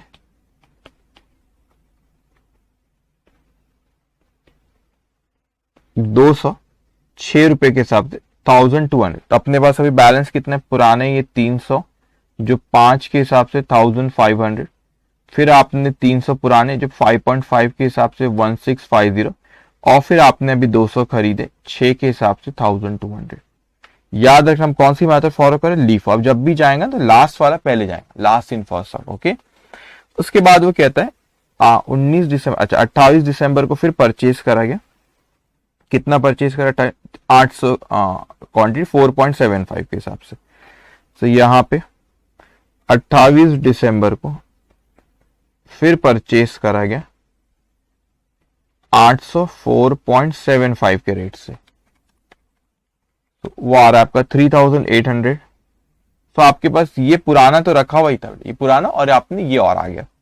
सो आपका 300 मल्टीप्लाई बाय 5500, 300 5.5 मल्टीप्लाई बाय 1650, फिर 200 मल्टीप्लाई बाय 6200, फिर ये 800 मल्टीप्लाई बाय 4.75, तो ये आपका 3800 है। ये अब इतना रखा हुआ है हमारे पास स्टॉक में। अब उसके बाद वो कहता है 29 दिसंबर को 600 इशू करे, तो थोड़ा संभल के 600 जो इशू करे आपने भी follow LIFO method, last in first out.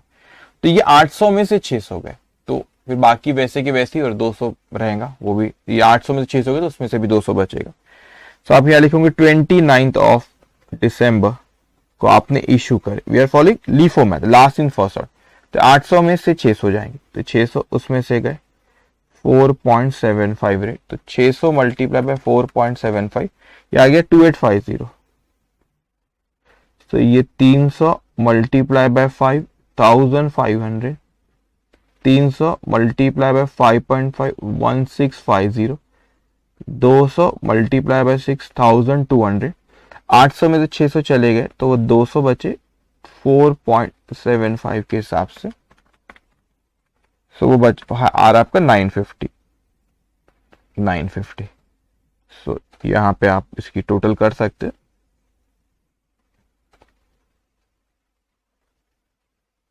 Okay, so quantity देखो कितनी है, 200 300 300 600 और ये 200 4, ये हो गया 1000 क्वांटिटी। तो और यहाँ पे अमाउंट 1500 प्लस 1650 प्लस 1200 प्लस 950, ये आ गया 5300। देखो अलग अलग मेथड में अलग अलग है, अपन ने पिछली मेथड से किए थे तो अपना कितना आ रहा था बैलेंस, यहाँ क्वांटिटी तो सेम आएंगी 1000, ये आ रहा था 5000 फीफो से। लीफो से कितना आ रहा है अपना 5300 आ रहा है। तो अलग मेथड से अलग अलग वो वैल्यू आती है। ओके, सो अब आप यहां पे लिखेंगे value of inventory as per LIFO method ₹5300। Okay, अब सेम क्वेश्चन अपने को करना है, सेम क्वेश्चन, ठीक है, लास्ट है मतलब लास्ट अपने क्वेश्चन नंबर। इसके पहले वाला भी 3 तरीके से, ये भी 3 तरीके से करा, 2 हो गए, एक बचा आखिरी। अपने को कैसे करना है, अब अपने को इसको करना है वेटेड एवरेज मेथड से, ठीक है। सो आप यहां पे लिखेंगे थर्ड जो है आपका वेटेड एवरेज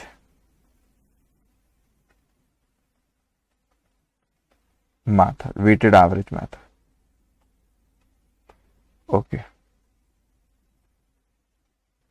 ओके, सब आप यहां लिखेंगे वेटेड एवरेज मैथड।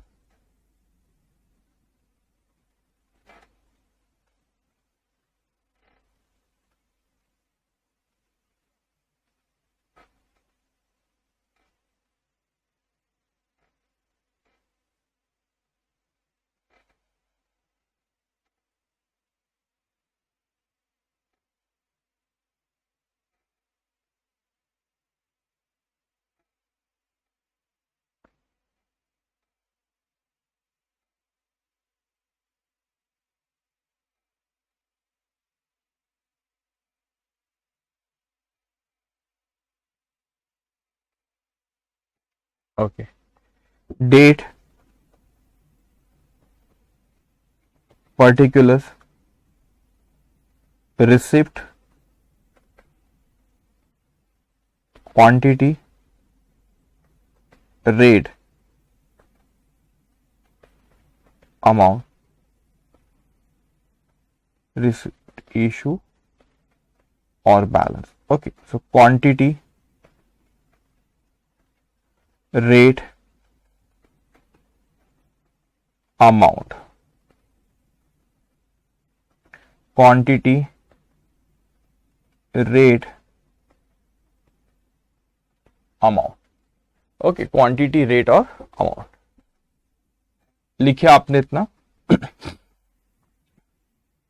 ओके, इसको ड्रॉ करेंगे, थोड़ा कम लगेगा लीफो से, मतलब लीफो में क्योंकि इसमें एवरेज निकाल लेते हैं ना। ओके ओके, इतना लिखिए आपने। अब देखिए सबसे पहले यहां पे ओपनिंग तो कुछ है नहीं, फिर आपने 900 खरीदे 5 के हिसाब से, तो यहां पे लिखेंगे 1st of December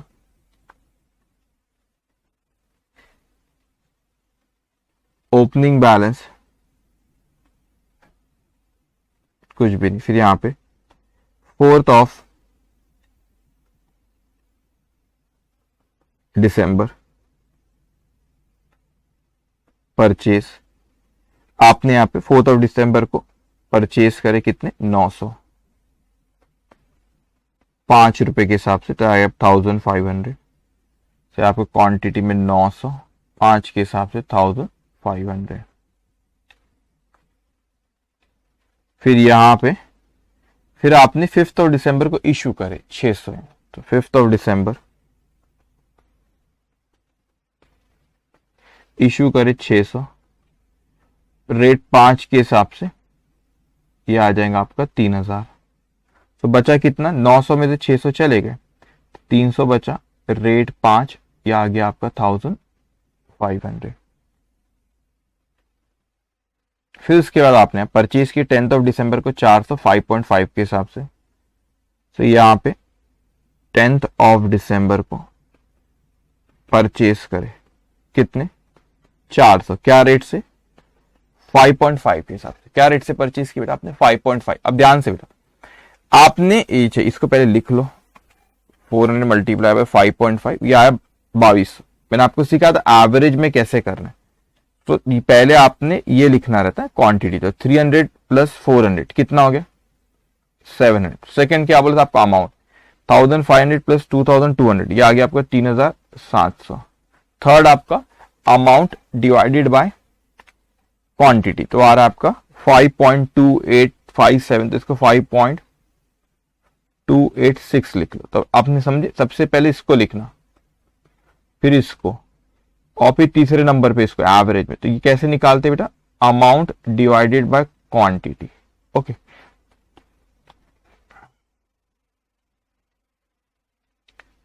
okay, amount divided by quantity, इतना लिखा आपने।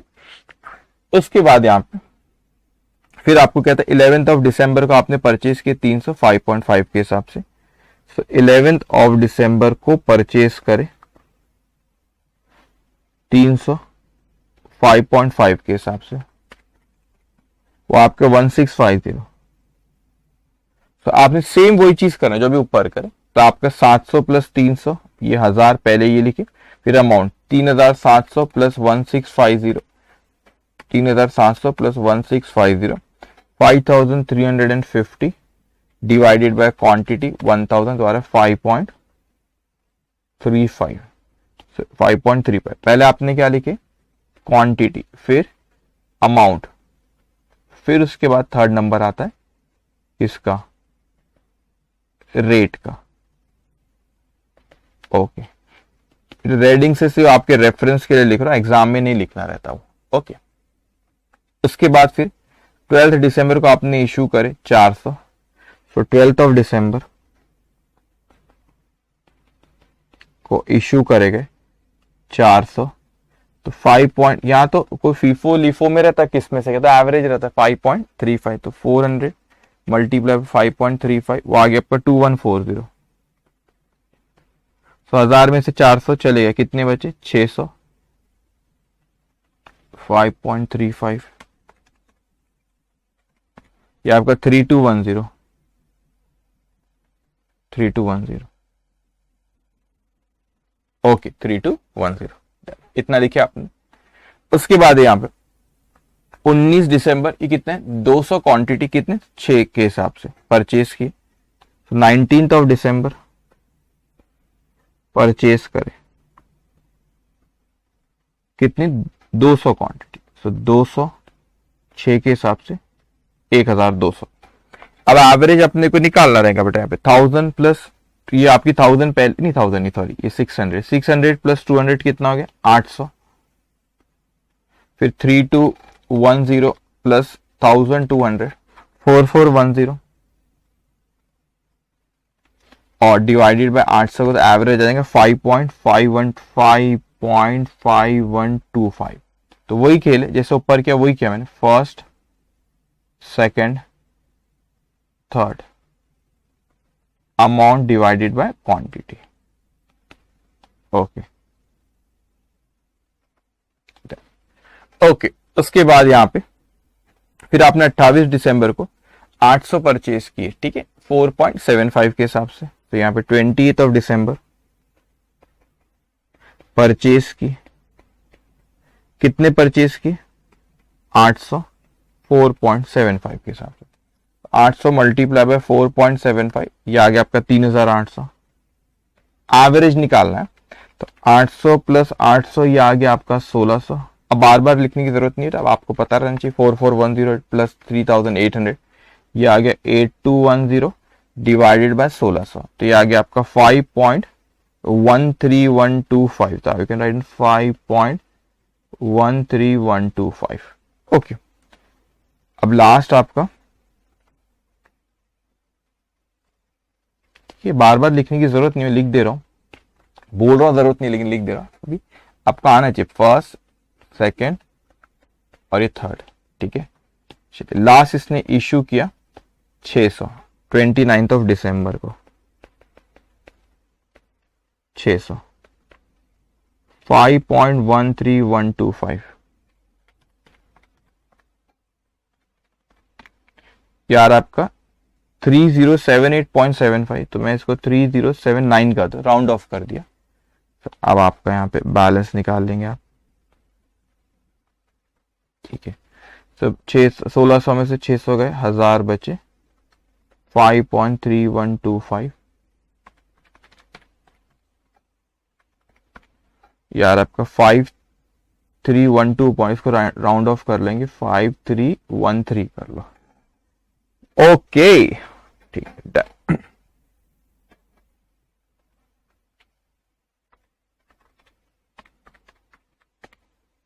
एक सेकेंड रुको, इसको ना यहाँ पे एक सेकेंड, इसको यहाँ पे लिखो 5131, क्योंकि 13125 है ना।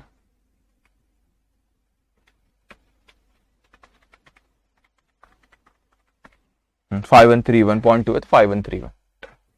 ओके, सब यहाँ पे वैल्यू ऑफ इन्वेंट्री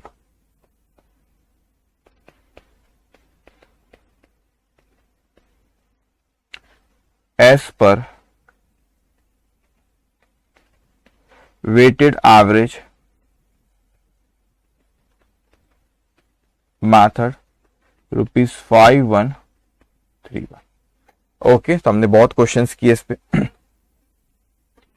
तो यहाँ पे क्वेश्चन नंबर 5 हमारा खत्म होता है। अब मैं क्वेश्चन नंबर 6 पे आऊं, उसके पहले आपसे कुछ बात करना है। एक और मेथड होती है, उसे कहते हैं एडजस्टेड सेलिंग प्राइस मेथड। अभी क्या है इसको समझना है बेटा। तो adjusted selling price method, adjusted selling price method, ध्यान से बाप मेरी बात सुनेंगे बेटा। What is this adjusted selling price method? अभी कैसा होता है कि हम लोग क्लोजिंग स्टॉक को कॉस्ट पे लिखते हैं। अब कैसा होता है कि अपने को अगर कोई बिजनेसमैन है, जनरली वो शॉप्स में होता है जहां पे छोटे मोटे आइटम्स बहुत सारे, अब कोई दुकान है वहां पे छोटे मोटे आइटम्स बहुत सारे, फॉर एग्जाम्पल स्टेशनरी के छोटे छोटे आइटम्स बहुत सारे, कोई आप किराना शॉप में जाओ, ग्रोसरी शॉप में जाओ, तो वहां छोटे छोटे आइटम्स बहुत है।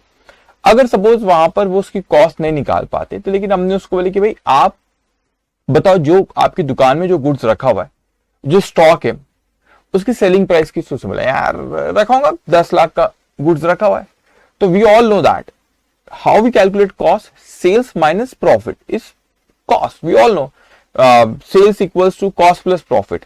तो अगर मेरे को सेल्स ऑफ क्लोजिंग स्टॉक पता चल गया, उसमें से प्रॉफिट हटा दूं, तो we can find out cost of closing stock ना। तो यहाँ पे क्या होता है एडजस्टेड सेलिंग प्राइस में, आप सेलिंग प्राइस किसकी, गुड्स बेचे उसकी बात नहीं करे, जो स्टॉक रखा हुआ है उसकी सेलिंग प्राइस क्या है, क्लोजिंग स्टॉक की सेलिंग प्राइस क्या है, उसमें से आप उसका प्रॉफिट वाला कंपोनेंट माइनस कर दो, तो कॉस्ट ऑफ क्लोजिंग स्टॉक आ जाएंगे। तो यहां पे कैसे कैलकुलेट होता है, selling price of closing stock, selling price of closing stock less profit in closing stock. Profit component जो क्लोजिंग स्टॉक में, उसको आप यहां से माइनस कर दो, तो ये क्या आ जाएगा बच्चों, ये आ जाएगा आपका कॉस्ट ऑफ क्लोजिंग स्टॉक। ये क्या आ जाएगा आपका कॉस्ट ऑफ क्लोजिंग स्टॉक। तो कॉस्ट ऑफ क्लोजिंग कॉस्ट पे लिखते हैं हम, लेकिन अगर आपको क्वेश्चन में सेलिंग प्राइस दिया, उसने selling price of closing stock दी अपने को, तो उसमें तो प्रॉफिट कंपोनेंट हटा दो, तो आपका कॉस्ट ऑफ क्लोजिंग स्टॉक हो जाएगा। एंड वी ऑल नो, ये कहने की बात नहीं, sales equals to cost plus profit. So can I say cost equals to sales minus profit, can I say yes? हाँ और ना, yes। तो आपका इस तरीके से, तो अपने को क्लोजिंग स्टॉक जो उसमें से अपने को क्लोजिंग स्टॉक की सेलिंग प्राइस रहेंगी, उसमें से अपने को प्रॉफिट कंपोनेंट हटा देना है, तो कॉस्ट ऑफ क्लोजिंग स्टॉक आ जाएंगी। तो जनरली कब होता है, जब बहुत सारे छोटे छोटे आइटम्स है दुकान में, तो वो मुश्किल होता है इसकी कॉस्ट निकालना। तो आपने बोले मगर दुकानदार का एक्सपीरियंस बोलता है कि इतने का गुड्स मेरे पास रखा हुआ है, इसकी सेल वैल्यू 10 लाख कुछ होना चाहिए, तो प्रॉफिट कंपोनेंट हटा दो, तो you can find out cost of closing stock. Okay, so मैंने ऑब्जर्व किया इंस्टीट्यूट ने इसको एक बार जुलाई 21 में क्वेश्चन पूछी थी, ठीक है, मगर इंस्टीट्यूट के मटेरियल में भी एक अच्छा क्वेश्चन है, इसको अपन सॉल्व करेंगे, फिर जुलाई 21 में जो पूछी थी उसको भी अपन सॉल्व करेंगे। Okay, so come to question number 6। Question number 6, page number 132, page number 132।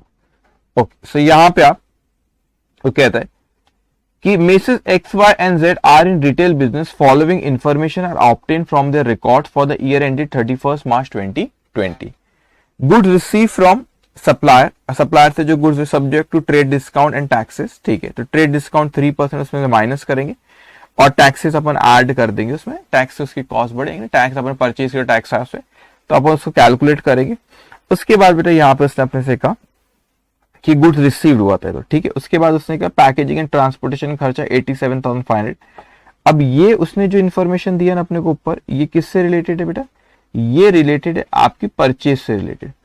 उसके बाद सेल्स ड्यूरिंग द ईयर जो है आपका वो 22,45,500। अब sales price of closing inventory. अब देखो आपको ये चीज पता है कि अपने को, अभी मैंने आपको बताया कि कैलकुलेट कैसे करना है बेटा, sales price of closing stock, selling price of closing stock के क्वेश्चन में दे रखा उसने, selling price of closing stock दे रखा उसने 2,35,000, ये सेलिंग प्राइस ऑफ क्या है, क्लोजिंग स्टॉक है। लेकिन बच्चे मेरे को इसमें से प्रॉफिट कंपोनेंट हटाना है, तो मेरे को प्रॉफिट का रेशियो क्या है वो तो होना चाहिए ना। इसमें क्वेश्चन में प्रॉफिट का रेशियो नहीं दिया, तो मेरे को ये निकालना पड़ेगा कि कोई चीज बेचने में कितना प्रॉफिट होता है। तो क्या मैं ये कह सकता हूँ बेटा कि मेरे पास जो गुड्स अवेलेबल था, मेरे पास जो यहाँ पर ये 22 लाख, आपने 22,45,500 है ये आपका, ठीक है, इसमें जो ये आपके इतने का आपने सेल किया और जो क्लोजिंग स्टॉक में रखा ये उसकी सेल वैल्यू, तो टोटल जो गुड्स अवेलेबल था, कुछ बेचा और कुछ स्टॉक में रखा हुआ है, तो टोटल जो गुड्स अवेलेबल था वो ये है, ये है ना आपका टोटल गुड्स जो अवेलेबल है बेटा, वो ये दो चीज है कि ये गुड्स आपने बेचे और ये स्टॉक में, तो टोटल गुड्स जो अवेलेबल था बिकने के लिए वो इतना था, और उसका आपने खरीदे इतने में थे, तो जो टोटल गुड्स अवेलेबल था वो पूरा का पूरा बिकता तो कितना प्रॉफिट होता था, वहां से आप जीपी रेशो निकाल सकते, वहां से जीपी। अब दिक्कत आप बोलेंगे सर ये है ना आपके sale value of goods sold, लेकिन कॉस्ट ऑफ गुड्स सोल्ड नहीं अपने पास। ये जो कॉस्ट ऑफ गुड्स सोल्ड नहीं ना बेटा, ये क्या है आपके पास, ये जो दो आप यहाँ पे जब कैलकुलेट करोगे that is not cost of goods sold, ये जो आपके पास that is cost of goods available for sale. तो ये difference between cost of goods sold and cost of goods available for sale. तो आपने यहाँ पे कुछ बच्चे, देखो मैं क्या करूं, ध्यान से समझना उसको आराम से अच्छे से। मैं कहता हूं कि आप बोलेंगे मेरा बस उद्देश्य ये है कि भाई प्रॉफिट का क्या रेशियो बता दो, क्योंकि मेरे क्लोजिंग स्टॉक की सेलिंग प्राइस है, sale value of closing stock है, उसमें तो प्रॉफिट कंपोनेंट हटा दूं तो कॉस्ट ऑफ क्लोजिंग स्टॉक आ जाएगी। लेकिन प्रॉफिट का रेशियो क्या, प्रॉफिट का रेशियो क्या है वो मुझे जानना है। So how we can find out कि प्रॉफिट का रेशियो क्या है आपका, प्रॉफिट का जो रेशियो बेटा यहाँ पे कैसे पता लगा लेगी प्रॉफिट का रेशियो। सो एक मैंने बोला सर, आप बोलेंगे सर पता लग जाएगा ना, आपको सेल वैल्यू ऑफ यहाँ पे सेल वैल्यू ऑफ सेल जो सेल हुआ, सेलिंग प्राइस दिया सेल्स ड्यूरिंग द ईयर, इसमें से इसकी कॉस्ट हटा दो तो प्रॉफिट जीपी आ जाएगा, GP divide by sales multiply by that will GP ratio. But we can not find out, वैसा अपन फाइंड आउट नहीं कर सकते, क्यों, क्योंकि यहां पे कॉस्ट ऑफ गुड्स सोल्ड नहीं दी ना बच्चे, ये cost of goods available for sale है। So cost of goods available for sale, तो to find out the GP ratio I have to take sale value of goods available for sale, selling price of goods available for sale. तो available for sale तो ये 22,45,500 ये sale value जो बिका, और जो closing stock में रखा है ये वो, तो दोनों को अगर आप ऐड कर दोगे दो अमाउंट को, that will be sale value of goods available for sale and this is cost of goods available for sale. So we can find out GP ratio, that GP ratio will apply here. जो आपको selling price of closing stock दिया हुआ है उसमें से अपन profit component minus करेंगे, so we can find out cost of closing stock. Okay, so write down. अब आप यहाँ पे लिखेंगे सबसे पहले आपका यहाँ पे calculation of gross profit margin. Okay, तो यहां पे लिखो calculation of gross profit margin. आप लिखो, मैं उसको डिटेल में यहां पे लिख रहा हूं। जो सेल्स हुआ आपके पास, सेल्स जो आपको क्वेश्चन में दिया हुआ है दैट इज 22 लाख 45,500। जो आपका क्लोजिंग स्टॉक की जो sale value add sales price of closing inventories that is 2,35,000। Okay, तो आपका 22,45,500 प्लस 2,35,000, ये वो आपका 24,80,500। तो ये क्या चीज है आपकी selling price of goods available for cell.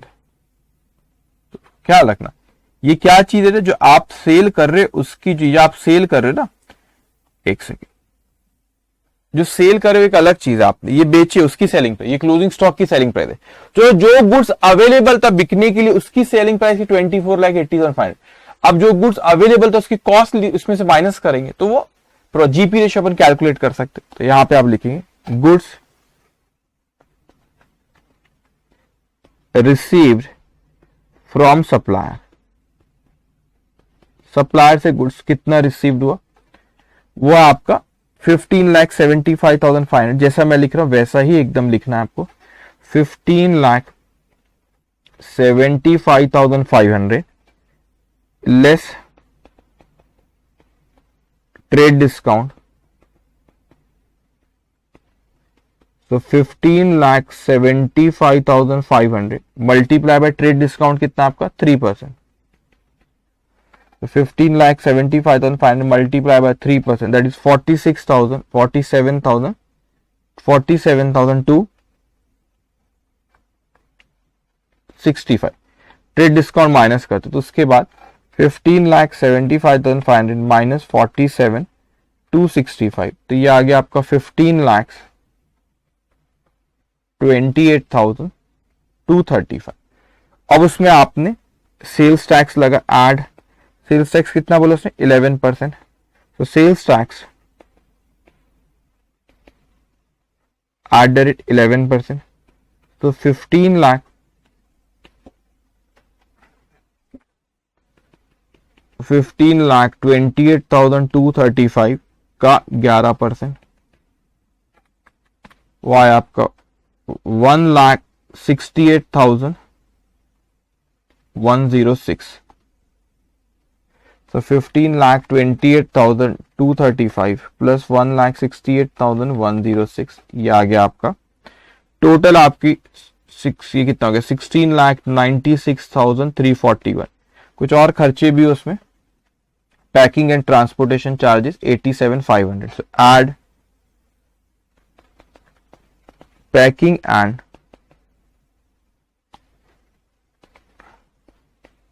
Packaging and transportation charges 87,500।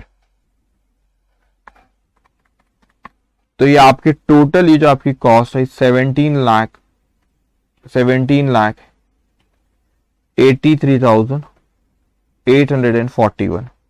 So cost of goods available for cell, cost of goods available for cell. Okay, cost of goods available for cell, जो आप ये इतनी cost है जिसकी जो goods available थे बिकने के लिए, कुछ बिके नहीं बात अलग है, और ये sale value of goods available for sale, तो दोनों का जो डिफरेंस आएगा दैट इज ग्रॉस प्रॉफिट। इतना प्रॉफिट आता कब बेटा, जो गुड्स अवेलेबल था पूरा बिक जाता। तो आपने ऐसा क्यों कैलकुलेट कर, सेल वैल्यू ऑफ गुड्स तो दी हुई थी वहां पे, तो आप उसकी कॉस्ट नहीं थी ना, कॉस्ट ऑफ गुड्स सोल्ड नहीं थी, तो cost of goods available for sale थी, इसीलिए मैंने sale value of goods available for sale वहां पे दिया। So 24,80,500 minus 17,83,841, it will come 6,96,659। तो यहां पे rate of gross profit equals to 6,96,659 divided by 24,80,500 multiply by 100. 28.085 तो कहना है 28.09 लिख लो. ओके, ये आ गया आपका जीपी. अब इन्वेंट्री वैल्यूएशन अपने लिए बहुत आसान है.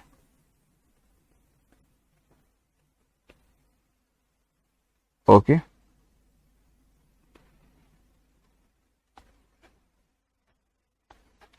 selling price of closing inventories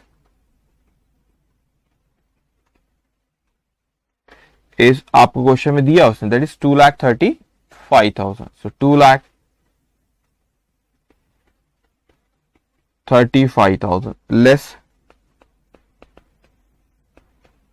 gross profit margin 2,35,000 multiply by 28.09%.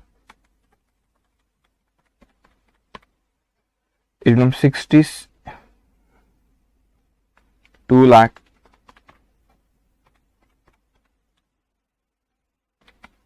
okay 66,115.5 तो 1 2 कर लो इसको.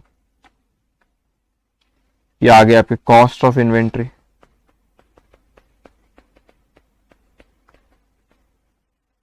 सो 2,35,000 माइनस 66,012 वो आ रहा है आपका 1,68,988. Okay, done. सो इस तरीके से सॉल्व कर रहा. तो ये इंस्टीट्यूट के मटेरियल में क्वेश्चन दिया है, कभी भी हो सकता है कि एग्जामिनेशन में ऐसा क्वेश्चन आ जाए. ओके, अब एक और क्वेश्चन, ये सिंपल क्वेश्चन है. Question number 7.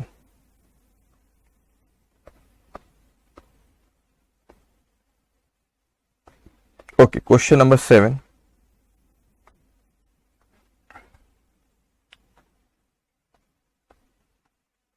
Page number 132.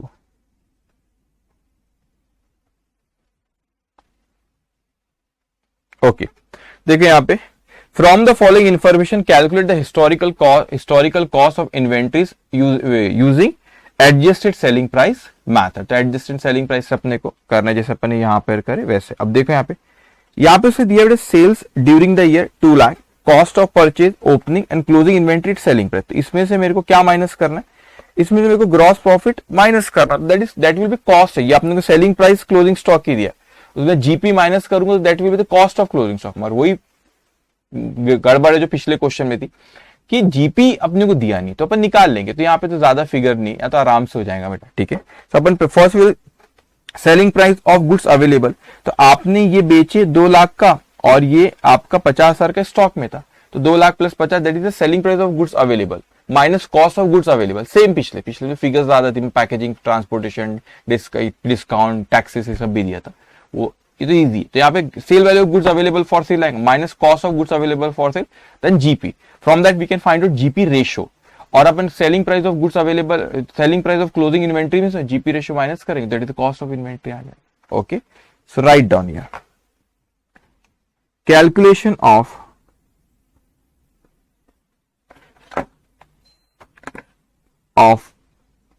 gross profit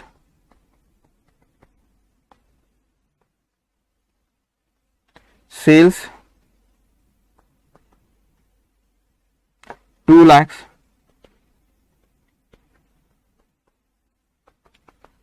add selling price of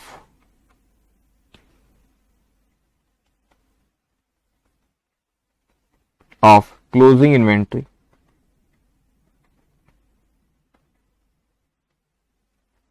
50,000 कह के 2,50,000. तो यहाँ पे तो ये आपका सेलिंग प्राइस ऑफ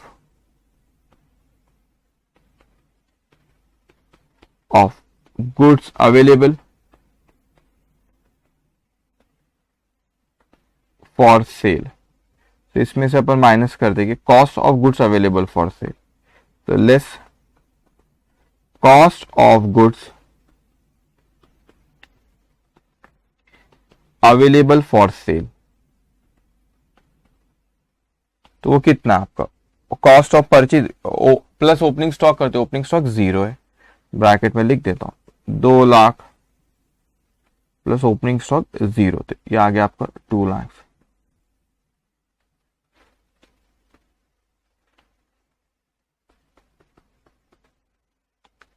तो अब आपका gross margin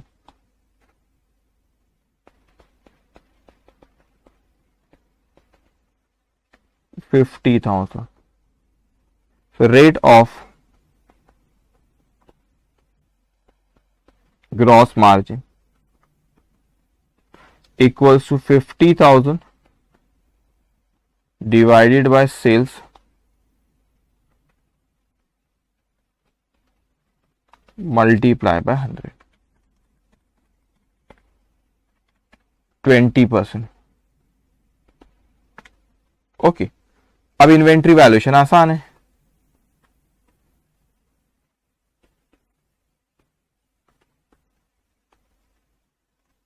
selling price of closing stock जो है उसमें से अपन प्रॉफिट मार्जिन हटा देंगे, selling price of closing inventories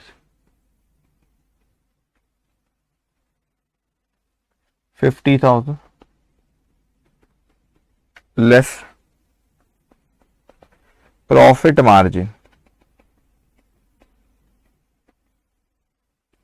50,000 का 20%, वो कितना आ रहा है 10,000। तो यहां पे आ गया आपका कॉस्ट ऑफ इन्वेंट्री,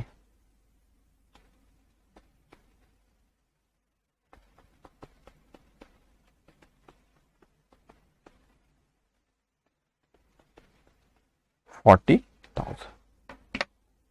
ओके, 40,000।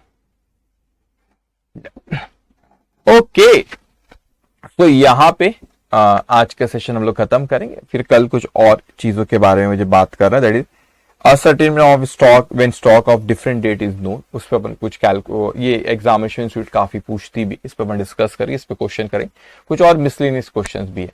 सो आज का सेशन यहाँ पे खत्म होता है। आप होमवर्क अगर आज आप चाहो तो आप कर सकते हो, हाँ चाहो क्या, चाहना ही चाहिए आपने। क्वेश्चन नंबर 1 होमवर्क है, क्वेश्चन नंबर 2 होमवर्क है। देखो आज जो आपका कराया मैंने, तो यहाँ पे वेटेड एवरेज मेथड से उसने बोला है कि फाइंड आउट करें ओपनिंग परचेज है, कुछ इश्यू। इसके बाद ये अभी ऐसे क्वेश्चन होने के, थर्ड वाला, फोर्थ वाला, ठीक है रुको अभी ये करो, फिर फिफ्थ करो, थर्ड और फोर्थ वाले से क्वेश्चन होने के, फिफ्थ करना है आपको। उसके बाद नहीं, इस तरह का होने का 3 क्वेश्चन बस होमवर्क है, फर्स्ट, सेकंड और कौन सा, फिफ्थ। ओके, सो आज का सेशन यहाँ पे खत्म होता है। Take care, bye bye.